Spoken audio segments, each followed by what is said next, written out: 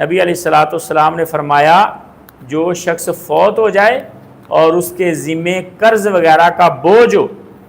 یا وہ لاوارث بچے چھوڑ کے چلا جائے، یہ نبی علیہ الصلوۃ والسلام کا بہت بڑا فرمان اور بہت بڑی ذمہ داری جو نبی کریم صلی اللہ علیہ وسلم نے لیا۔ آپ نے فرمایا من ترک کلا، جو شخص مرتے وقت اپنا قرض چھوڑ کے جائے کہ اس نے لوگوں کے پیسے دینے ہو، او ضیاع، یا ایسے بچوں کو چھوڑ کے جاتا ہے جن کا کوئی والی وارث نہیں ہے، فالیہ، تو ان کا بندوبست میں کروں۔ یہ نبی کریم صلی اللہ علیہ وسلم نے بطور حکمران یا بطور امیر یہ دعویٰ کیا کہ جو مسلمان بھی فوت ہو جائے اور اس کے ذمہ قرض ہو، اور ریاست کی یہ ذمہ داری ہے، ریاست کی یہ ذمہ داری ہے کہ اگر کسی شخص کے اوپر قرض ہے اور وہ فوت ہو گیا، قرض نہیں ادا کر پا رہے اس کے وارث، یا کسی مرنے والے کی اولاد یا اس کے پیچھے بیوی بچے، وہ ان کا کوئی بندوبست نہیں کرنے والا یا ان کا خرچہ چلانے والا کوئی نہیں ہے، تو ریاست ان کی ذمہ داری لی۔ سیدنا ابو ہریرہ رضی اللہ تعالیٰ عنہ کہتے ہیں کہ ان رسول اللہ صلی اللہ علیہ وسلم کان یؤتی بالرجل المتوفی علیہ الدین، نبی علیہ الصلوۃ والسلام کے پاس ایک شخص کو لایا گیا جو فوت ہو گیا تھا اور اس کے اوپر قرض تھا۔ فیسأل، نبی علیہ الصلوۃ والسلام کے پاس کیس آ گیا کہ یہ شخص دنیا سے چلا گیا ہے اور قرض چھوڑ کے گیا، تو نبی علیہ الصلوۃ والسلام پوچھنے لگے حل ترک لدینہ فضلا، کیا اس نے اپنے قرض کی ادائیگی کے لیے کچھ چھوڑا ہے، کوئی جگہ، کوئی گھر، کوئی سواری، کوئی جانور چھوڑ کے گیا جس کو بیچ کے اس کا قرض ادا کر دیا جائے۔ فَإِنْ حُدِّثَ أَنَّهُ تَرَكَ وَفَاءً صَلَّى، اگر نبی علیہ الصلوۃ والسلام کو کہا جاتا کہ یہ کچھ نہ کچھ چھوڑ کے گیا ہے جس سے اس کی ادائیگی ہو سکتی ہے، تو نبی علیہ الصلوۃ والسلام اس کا نماز جنازہ پڑھا لیتے۔ وَإِلَّا قَالَ لِلْمُسْلِمِينَ، اگر وہ نہیں کچھ چھوڑ کے گیا ہوتا تو نبی علیہ الصلوۃ والسلام کہتے مسلمانوں کو صلو علی صاحبکم، اپنے دوست پر نماز جنازہ پڑھ دو، خود نہیں پڑھاتے تھے۔ نبی کریم صلی اللہ علیہ وسلم کا طریقہ کار یہ ہوتا تھا کہ آپ کے پاس کوئی جنازہ لایا جاتا، آپ سب سے پہلے یہ کنفرم کرتے کہ اس کے ذمہ قرض ہے، اگر بتایا جاتا کہ قرض ہے تو نبی علیہ الصلوۃ والسلام پوچھتے کیا اس کا کوئی مال ہے، اور اگر مال کا بتایا جاتا تو آپ کہتے کہ اس کا فلاں مال بیچ کے اس کا قرض اتارو، اور پھر نماز جنازہ پڑھتے۔ حضرت صاحب، مرنے والے کے بارے میں سب سے جو پہلی چیز شریعت نے بتائی وہ اس کے قرض کی ادائیگی، پہلی چیز، یہ بات یاد رکھیں۔ وراثت تقسیم ہونا، اس کے گناہوں کی لوگوں سے معافی مانگنا، اس کے لیے جنازہ پڑھنا، اس کو دفن کرنا، یہ سارے معاملات بعد کے، سب سے پہلا کام اس کے قرض کی ادائیگی۔ نبی علیہ الصلوۃ والسلام نے اللہ کے حکم سے یہ بات بتائی ہے، اور یاد رکھیں یہ حقوق العباد میں سے، اور حقوق العباد اگر ادا نہ ہوئے تو حقوق اللہ بھی حقوق العباد سے کافی نہیں ہوں گے۔ ہمارے ہاں کیا طریقہ کار ہے، ابھی آپ جن نے جنازہ پڑھا ہے، ابھی جنازہ پڑھ کے آئے ہیں، جس وجہ سے آج کلاس 5 منٹ لیٹ شروع ہوئی، کیا قرض کے بارے میں ادھر کوئی بات ہوئی؟ نہیں بات ہوئی، توفیق ہی نہیں ملی، اور کتنی ہی باتیں انہوں نے کر دیں جو بدعات میں سے تھی، جو جناب لا علمی میں سے تھی، جہالت میں سے تھی۔ حنفی امام کے پیچھے آپ پڑھ کے آئے ہیں نا، اب احناف کے نزدیک تو مسجد میں جنازہ ہوتا ہی نہیں ہے، پہلا مسئلہ۔ احناف کا یہ موقف ہے کہ میت ناپاک ہے، اس کو مسجد کے اندر نہیں لے کے آ سکتے آپ، مسجد کے اندر جنازے کے قائل ہی نہیں ہیں، اور کہتے ہیں اگر مجبوری میں پڑھنا پڑ جائے تو میت کو مسجد سے باہر رکھیں اور جنازہ پڑھنے والے مسجد کے اندر کھڑے ہو سکتے ہیں، پہلا موقف۔ دوسرا، آپ نے شروع میں نیت کی کہ 4 تکبیر نماز جنازہ، پیچھے اس امام کے منہ طرف کعبہ شریف، اللہ اکبر، ثنا واسطے اللہ کے اور دعا واسطے میت حاضر کے۔ حضرت صاحب، سارا جنازہ جب عربی میں ہے تو میت اردو میں کہاں سے آ گئی؟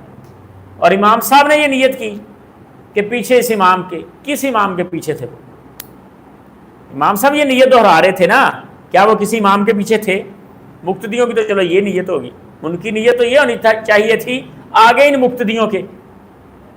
وہ بھی نیت وہی کر رہے ہیں سیم، اور پیچھے والے بھی سیم کر رہے ہیں۔ حضرت صاحب بدعت ہے، نبی علیہ الصلوۃ والسلام سے الفاظ نیت کے وہ ثابت نہیں ہیں، الفاظ ثابت نہیں ہیں۔ نیت کرنا لازمی ہے، لیکن نیت دل کے ارادے کا نام، وہ الفاظ سے ثابت۔ اور یہاں سے آپ حساب لگا لیں کہ سارا جنازہ عربی میں اور ساری نماز عربی میں، لیکن نیت اردو میں۔ اگر نیت سنت ہوتی تو اس کے الفاظ عربی سے ثابت نہ ہوتے۔ اور اس کے بعد کتنا مختصر پڑھا گیا جنازہ کہ ہر پڑھنے والا افسردہ تھا کہ یار میت کا حق مارا گیا۔ نبی علیہ الصلوۃ والسلام کے طریقے ہی ہمارے لیے بہترین نمونہ، اور ان میں سے پہلا طریقہ یہ ہے کہ نبی علیہ الصلوۃ والسلام میت کے قرض کا پوچھتے تھے کہ میت کے اوپر قرض ہے، اگر قرض ہے تو اس کے مال میں سے سب سے پہلے اس کا قرض ادا کیا جائے، وصیت شصیت بعد میں، تقسیم بعد میں، وراثت بعد میں، تدفین جنازہ بعد میں، سارا کچھ بعد میں، سب سے پہلے قرض۔ یہ سن لیں ترتیب ذرا، سب سے پہلے قرض کی ادائیگی، نمبر 2 وصیت کا نفاذ، اور نمبر 3 وراثت کی تقسیم۔ وراثت کی تقسیم وصیت اور قرض کے بعد میں، ہمارے معاملات الٹ ہوئے۔ تو نبی علیہ الصلوۃ والسلام کے پاس جب استطاعت نہیں ہوتی پیسے دینے کی، حالات کمزور تھے، تب نبی علیہ الصلوۃ والسلام پوچھتے کہ اس کا کوئی مال ہے جس سے اس کا قرض ادا ہو سکتا ہے؟ اگر اس کا مال ہوتا تو نبی علیہ الصلوۃ والسلام کہتے اس کا ایسٹیمیٹ لگا کے اس کا قرض ادا کرو۔ اور تیسرا سوال یہ ہوتا کہ کیا کوئی شخص اس کی ذمہ داری لے سکتا ہے قرض کی؟ اگر کوئی ذمہ داری لے لیتا پھر بھی پڑھا دیتے، لیکن اگر تینوں میں سے کوئی حل نہ ہوتا کہ قرض سے کلین ہے، صاف ہے، یہ بھی نہیں ہے، یعنی قرض دینا ہے، اس کا کوئی مال بھی نہیں ہے جس سے ادا ہو سکتا ہو، اور تیسری چیز کہ اس کی کوئی ذمہ داری بھی نہیں لیتا، پھر نبی علیہ الصلوۃ والسلام معذرت کر لیتے تھے۔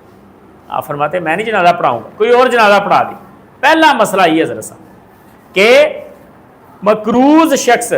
جو اپنا قرض خود ادا نہ کر کے گیا ہو، یا اس کا مال وارثین اس کا قرض کی ذمہ داری نہ لیں، یا ادا نہ ہو سکتا ہو، تو ایسے شخص کا جنازہ نبی علیہ الصلوۃ والسلام نے نہیں پڑھایا۔ البتہ آپ نے صحابہ کو کہہ دیا، یہ بتانے کے لیے کہ جو زندہ لوگ جنازے میں شریک ہیں وہ قرض لینے سے ڈریں، قرض نہ لیں، صرف اتنا لیں جتنا فوراً ادا کر سکتے ہیں، قرض نہ لیں، گروی لے لیں۔ قرض کوئی پسندیدہ چیز نہیں ہے اسلام میں، بغیر سود کے قرض بھی پسندیدہ نہیں۔ یہ حکومتیں آئے دن جو قرض کی پالیسیاں جاری کرتی ہیں نا کہ جناب بغیر سود کے ہم قرضے دیتے ہیں، حکومتوں کو چاہیے کہ نوکریاں دے لوگوں، کاروبار بہتر کریں۔ قرض کوئی پسندیدہ چیز نہیں، بغیر سود کے بھی پسندیدہ نہیں، یہ بات یاد رکھیں۔ سود تو ہے ہی اللہ کے ساتھ اعلان جنگ نا، اللہ اور اللہ کے رسول کے ساتھ، بغیر سود کے بھی قرض پسندیدہ چیز نہیں۔ نبی علیہ الصلوۃ والسلام قرض نہیں لیا کرتے تھے، گروی لیا کرتے تھے، وہ چیز دے کے مال لیتے تھے، تاکہ اگر دے سکوں تو ٹھیک ہے، نہ دے سکوں تو چیز تو ہے نا میری اس کے پاس، معاملہ آخرت کا تو کلیئر ہے نا۔ سمجھ میں آئی بات حضرت صاحب؟ تو قرض پسندیدہ نہیں ہے۔ اگر قرض ہو کسی کے اوپر تو نبی علیہ الصلوۃ والسلام کا پیچھے ہٹ جانا، یا کسی بڑے عالم کا، معروف عالم کا پیچھے ہٹ جانا، اور عام عالم کو آگے کر دینا، کسی اپنے شاگرد کو آگے کر دینا، یہ بتانے کے لیے کہ اس کا جو عمل تھا وہ قابل تقلید نہیں تھا، بچیں اس عمل سے، خواہ وہ بے نمازی ہو، خواہ وہ شراب پیتا ہو، یا اعلانیہ گناہ کرتا ہو کوئی، یا وہ قرض کے اندر ڈوبا ہوا، تو ایسے شخص کا جنازہ تو پڑھا جائے گا، کیونکہ مسلمان ہے، مسلمان کا جنازہ پڑھا جائے گا۔ لا الہ الا اللہ محمد الرسول اللہ کے اندر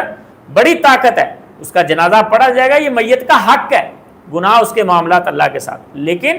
جنازہ کون پڑھے گا؟ کوئی چھوٹا عالم، غیر معروف مولوی،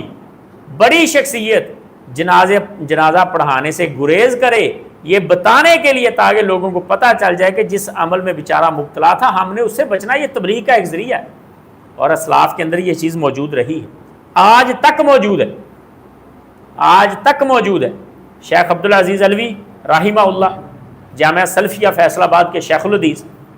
وہ اپنے گاؤں میں امام خطیب بھی تھے، اور انہوں نے گاؤں میں ایک جنازہ اس لیے چھوڑا ایک نوجوان کا، جنازے پہ گئے، اعلان کیا، مکمل تبلیغ کی لوگوں کی، اور اس کے بعد انہوں نے کہا کہ بڑے احترام کے ساتھ میں یہ گزارش کرتا ہوں، مجھے پتہ چلا ہے کہ میرا یہ بیٹا، میرا یہ بھائی بے نماز تھا، اس لیے میں اس کا جنازہ نہیں پڑھاؤں گا، میں اپنے چھوٹے بھائی کو کہتا ہوں وہ اس کا جنازہ پڑھائے۔ انہوں نے پھر اپنے چھوٹے بھائی کو کہا، انہوں نے جنازہ پڑھایا اور شیخ صاحب نے نہیں پڑھایا۔ یہ بتانے کے لیے، یہ نبی علیہ الصلوۃ والسلام کا طریقہ ہے تاکہ زندہ لوگوں کی تبلیغ ہو، ان کو پتہ چلے کہ ہم نے اعلانیہ ایسے گناہوں سے بچنا ہے۔ اور جب نبی علیہ الصلوۃ والسلام کو اللہ رب العزت نے نواز دیا، فتوحات ہو گئیں، تو نبی علیہ الصلوۃ والسلام نے اپنا معاملہ بدل دیا۔ فلما فتح اللہ علیہ الفتوح، جب اللہ رب العزت نے نبی علیہ الصلوۃ والسلام کو فتوحات دی تو آپ نے فرمایا انا اولا بالمؤمنین من انفسہم، ان مومنین کو میں ان کی جانوں سے زیادہ عزیز ہوں، اور یہ مومنین مجھے میری جان سے زیادہ عزیز ہیں۔ نبی علیہ الصلوۃ والسلام نے فرمایا اب یہ لاوارث نہیں ہے، اب مدینہ کا کوئی مسلمان وہ لاوارث نہیں ہے۔ آپ نے فرمایا فمن توفی من المؤمنین فترک دینا فعلی قضاؤہ، جو مومن مقروض فوت ہو گیا میں اس کا قرض دوں، یہ نبی علیہ الصلوۃ والسلام نے فرمایا۔ آپ نے فرمایا ومن ترک مالا فلورثتہ، اگر مال چھوڑ کے گیا تو وہ اس کے وارثین کا ہے، وہ میرا نہیں ہے۔ یہ ہے اسٹیٹ، یہ ہے حکومت جو نبی علیہ الصلوۃ والسلام ہمیں سکھا گئی ہے، یہ ہے وہ طرز عمل، طرز زندگی جو نبی علیہ الصلوۃ والسلام ہمیں سکھا گئی۔